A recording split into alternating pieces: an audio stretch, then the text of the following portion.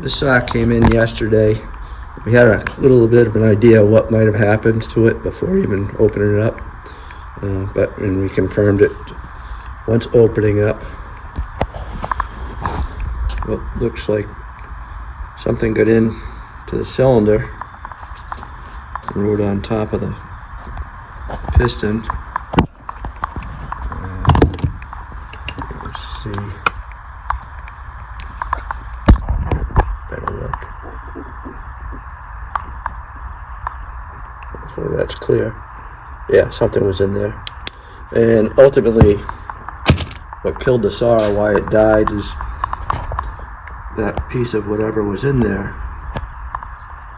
pushed down on the piston head and clamped the ring, and it lost all compression. Front of the piston looks pretty good.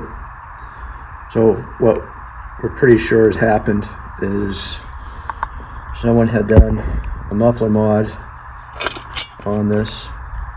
I'm not sure how they went about it, but there was some welding. So probably a piece of slag got in there, rode around for a bit, squished the ring gap, seized the ring, and it lost compression. It's Mark II, 550 XP Mark II, and we're looking for a new top end.